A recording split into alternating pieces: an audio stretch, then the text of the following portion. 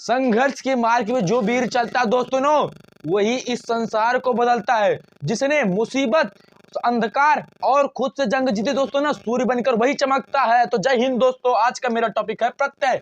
प्रत्यय क्या होते हैं, प्रत्यय की परिभाषा और उदाहरण कितने होते हैं, वो भी सब फुल डिटेल जानकारी वीडियो में देंगे दोस्तों। तो देखो, प्रत्यय किसे कहते हैं? प्रत्यय जो शब्द के बाद में लगता है उसे प्रत्यय कहते हैं, और उपसर्ग जो शब्द के पहले लगता है। इसके उपसर्ग के लिए पहले वीडियो बना चुके हैं दोस्तों, इसको चाहे देख सकते हैं। तो प्रत्यय की परिभाषा हम जान लेते हैं। वे शब्दांश जो किसी शब्द के, शब्दांश मतलब शब्दों का अंश, शब्दांश जो किसी शब्द के अंत में, यहाँ पे अंत में लिखा गया, ठीक है, अंत में लगेगा, अंत में लगकर उस शब्द के अर्थ में परिवर्तन कर देते हैं। उस शब्द के अर्थ में क्या करते हैं? परिवर्तन कर देते हैं, अर्थात नए अर्थ का बोध कराते हैं, उन्हें प्रत्यय कहते हैं दोस्तों। कभी नहीं भूलना परिभाषा।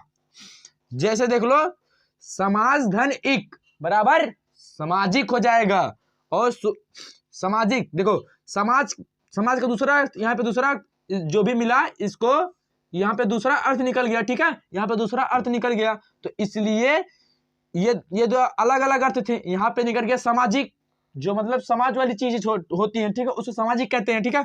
तो सुगंध धन इत बराबर सुगंधित हो जाएगा, ठीक है। यहाँ पे प्रत्यय है ना, देखो यहाँ पे इत है, प्रत्यय, इत क्या है? प्रत्यय दोस्तों, याद रखना, इत क्या है?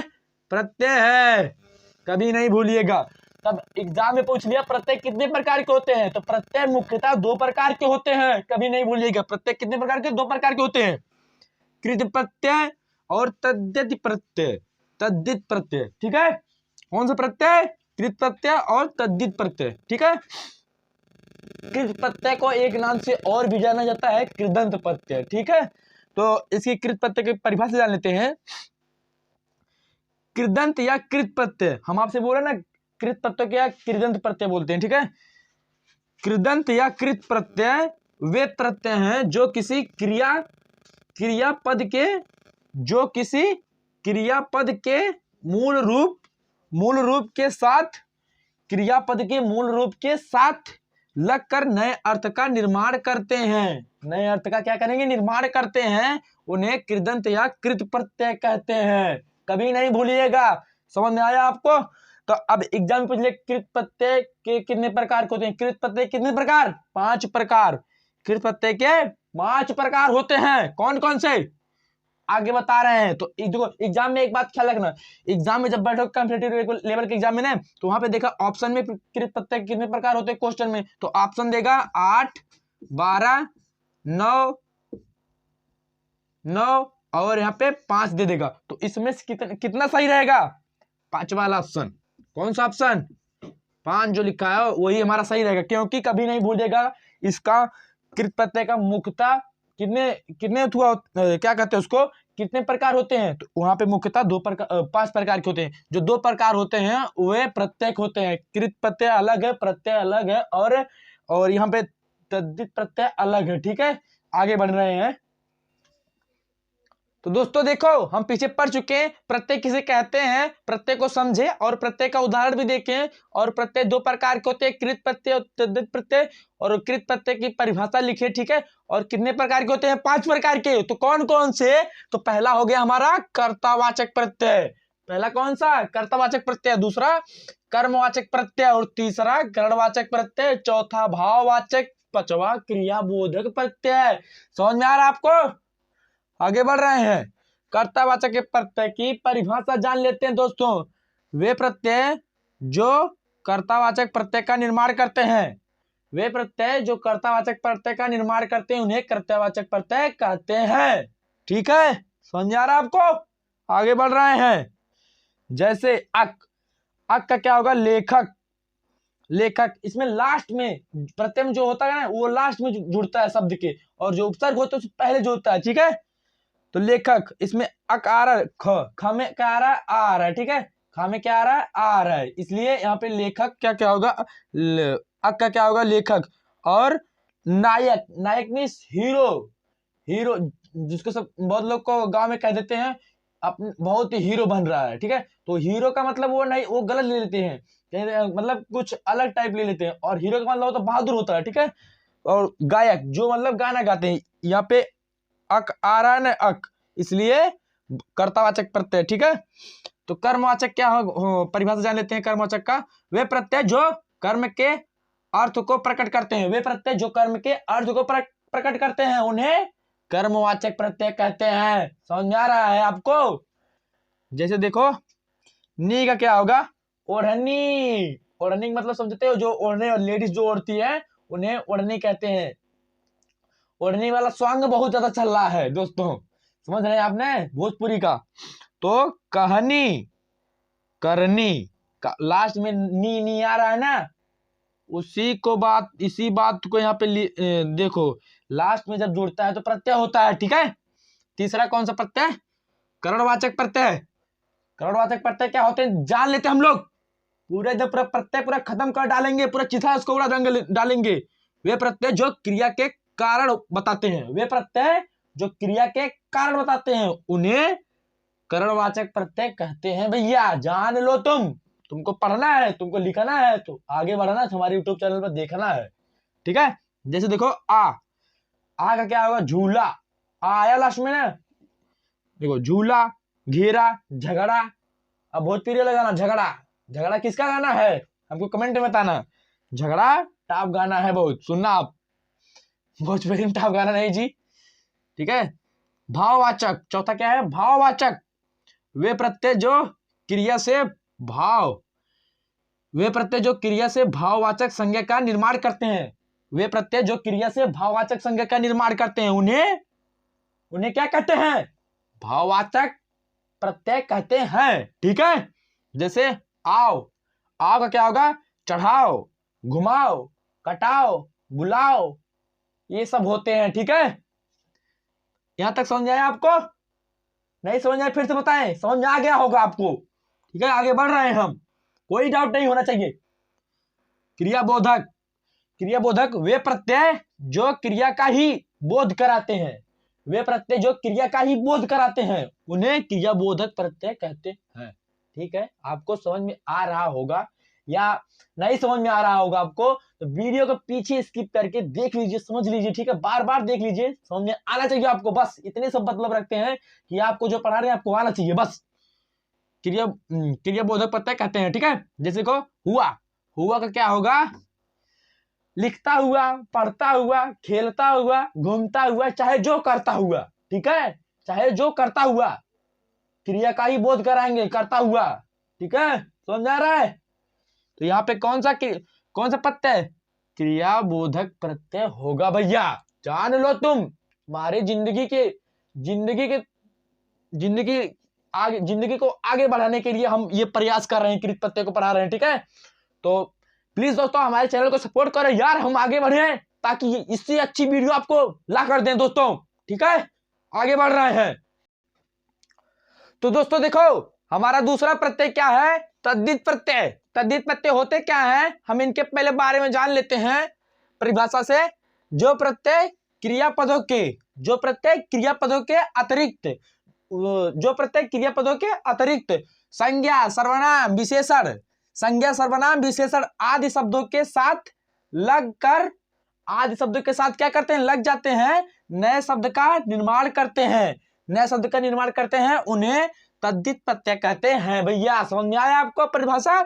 संज्ञा, सर्वनाम मतलब किसी वस्तु या व्यक्ति के नाम को संज्ञा कहते हैं, संज्ञा के स्थान पर प्रयुक्त होने वाले शब्दों को सर्वनाम कहते हैं। जो संज्ञा और सर्वनाम की दोनों विशेषता बताता है उसे क्या कहते हैं? विशेषण कहते हैं। समझ लो, कभी नहीं समझने का मौका मिलेगा, आज नहीं समझे तो, ठीक है।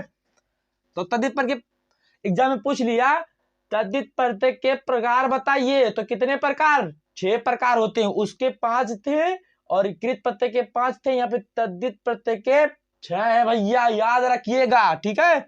तो पहला क्या है? कर्तावाचक तद्धित प्रत्यय। यहाँ पे हम सिर्फ तद्धित लिख के आप समझ जाइएगा, प्रत्यय भी लिख लीजिएगा, ठीक है दोस्तों, कोई प्रॉब्लम नहीं होनी चाहिए, ठीक है। दूसरा क्या है? भाववाचक तद्धित प्रत्यय, ठीक है। तीसरा क्या है? संबंधवाचक तद्धित प्रत्यय, ठीक है। चौथा क्या है? अप्रत्ययवाचक तद्धित प्रत्यय। ठीक है, चौथा क्या है, उन्नतावाचक तद्धित प्रत्यय, स्त्री बोधक तद्धित प्रत्यय। समझ में आया आप लोगों को 6 नाम। ठीक है, अब यहां से हम बारी बारी से परिभाषा जान लेते हैं क्या होते हैं। ठीक है, देखो पहले की परिभाषा, वे प्रत्यय जो किसी संज्ञा, सर्वनाम या विशेषण शब्द के साथ जुड़कर कर्तावाचक शब्द का निर्माण करते हैं। मतलब वे प्रत्यय जो किसी संज्ञा, सर्वनाम या विशेषण, संज्ञा, सर्वनाम व विशेषण शब्दों के साथ जुड़कर कर्तावाचक शब्द का निर्माण करते हैं, उन्हें क्या कहते हैं, कर्तावाचक तद्धित प्रत्यय। ठीक है, जैसे ई का क्या होगा, ई का क्या होगा, तेली, लास्ट में ई आया ना, तेली हो जाएगा। ठीक है,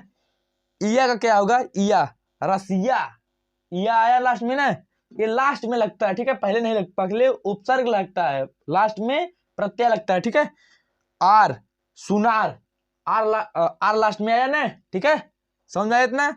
दूसरा क्या है, भाववाचक तद्धित प्रत्यय। ठीक है, तो वे प्रत्यय जो संज्ञा, सर्वनाम, विशेषण के साथ जुड़कर भाववाचक बनाते हैं, भाववाचक संज्ञा बनाते हैं, उन्हें भाववाचक तद्धित प्रत्यय कहते हैं। जैसे देखो, जैसे पन का क्या होगा, बचपन, लड़कपन, अकेलापन।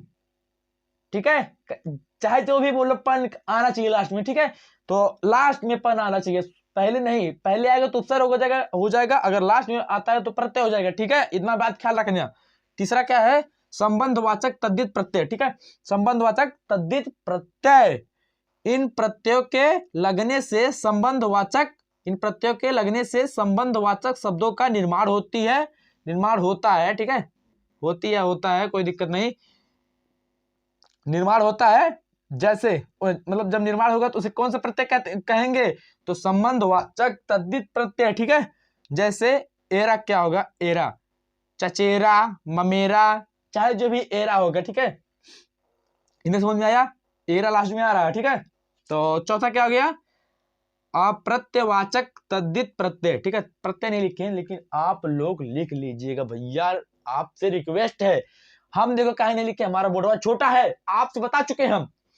तो अप्रत्ययवाचक तद्धित प्रत्यय क्या होते हैं वो जान लेते हैं। संस्कृत के प्रभाव के कारण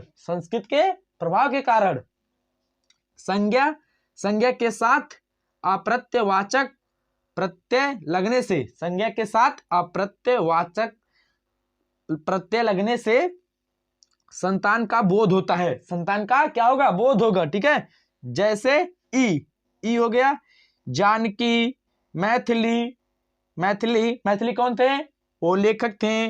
वाल्मीकि महापुरुष है, महापुरुष मतलब वो, उनको भी जानते होंगे आप। ठीक है, तो पांचवा क्या हो गया, की आ रहा लास्ट में, उन्नतावाचक तद्धित प्रत्यय, उन्नतावाचक तद्धित प्रत्यय। नोट करते जाओ, तुम्हारी अपनी खोपड़िया में घुसाते जाओ ताकि फिर दोहराना ना पड़े। ठीक है, संज्ञा, सर्वनाम या विशेषण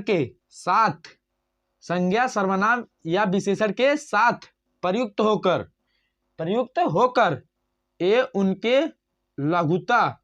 उनके लघुता सूचक शब्दों का निर्माण करते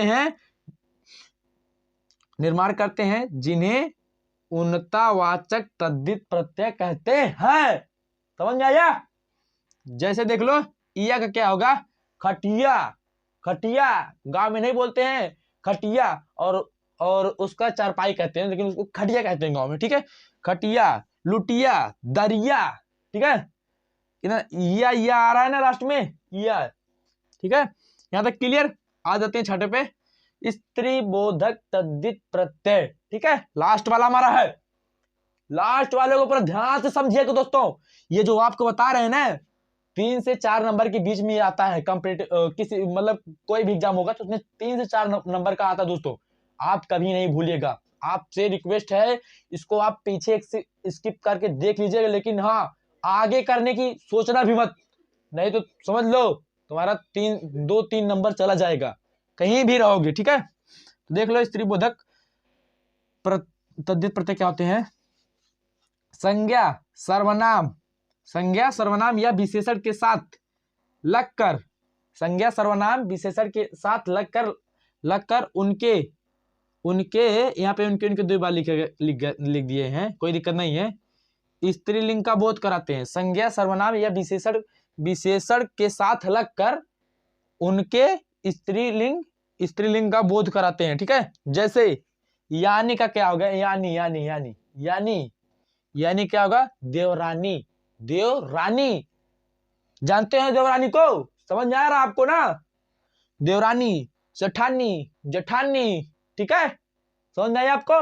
यहाँ पे देखो हम प्रत्यय को पूरा खत्म कर दिए और आप कहोगे कि अगर नहीं समझ में आया तो प्लीज दोस्तों शुरू से देख लीजिए, क्योंकि आपको इतना बढ़िया से समझाए ना, जल्दी ये सब कोई बताता नहीं है, बस बता देते हैं प्रत्यय 2 प्रकार के होते हैं, बस उनकी परिभाषा बता देते हैं और कुछ एग्जांपल को बस हो जाता है। लेकिन हम यहाँ पे पूरा फुल डिटेल्स दे रहे हैं यार, हमको सपोर्ट करो, हम आगे बढ़े, इससे भी अच्छी वीडियो तुमको ला कर देंगे दोस्तों, अगर हमको हमारे चैनल को सब्सक्राइब लाइक कर रहे हो। ठीक है, और हमको कमेंट करना जिस टॉपिक पे चाहिए आप लोग को, उससे भी अच्छी बहुत पूरा आसान तरीके से बता रहे हैं। ठीक है, इससे पहले हम हमारे चैनल पे समाज पढ़ा चुके हैं। ठीक है, और यहाँ पे हम प्रत्यय पढ़ा रहे थे और इससे आगे आप जो भी कहेंगे तो हम पढ़ाएंगे। ठीक है दोस्तों, तब तक के लिए जय हिंद, वंदे मातरम दोस्तों, मिलते हैं अगले टॉपिक।